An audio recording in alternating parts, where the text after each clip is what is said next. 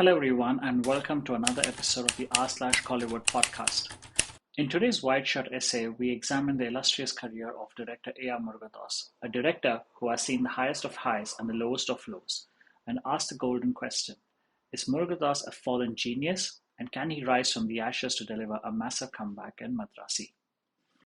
My first exposure to Murugadoss's filmography was with his sophomore outing, Ramana, where he presented the vintage action hero Vijaykanth in a subdued, almost dull avatar. There was no bright colors, just a simple patterned shirt, no tangible romantic interest, no over-the-top action sequences, and no fiery dialogue delivery.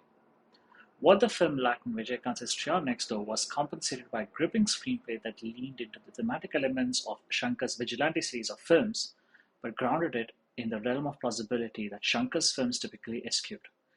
When I watched his Deena many years after Ramana and understood the origin of the word Tala that marked AK's life ever since the early 2000s, I was sold into his vision. Here was a director who just didn't work with stars, he actively made them into one. What augmented his craft even further was the everyman nature of his protagonist and gave their lives so much heart that you wanted to not just root for their journey, but you wanted to actively travel with them in their quest. It was his one-two punch with Gajni and its Hindi remake, though, that made him Tamil cinema's only pan-Indian debutant in the 2000s.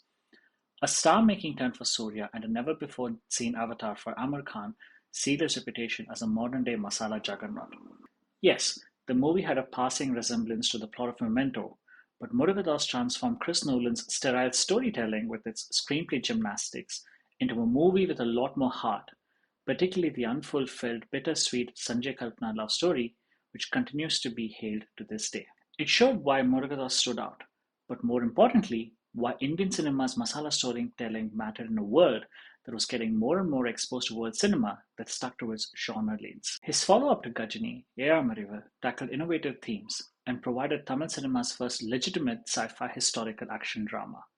It had missteps, sure, allegations of script plagiarisms, but few would contest the entertainment it had to offer and the knowledge of a hitherto unknown Bodhidharma to the vast majority. It was with Tupaki, however, that Murugadoss transformed Vijay into beyond an archetype and a pop culture icon. He made him a full-blooded character and one that set him on the path to becoming the Thalapathy of today that we know and love. Tupaki continues to be the benchmark to beat for a Vijay film, and while Katti came extremely close, a crude first act, increased commercial elements, and a loose climatic action block made it fall a bit short. Post-Katti, though, Murugadoss has had more pitfalls than successes.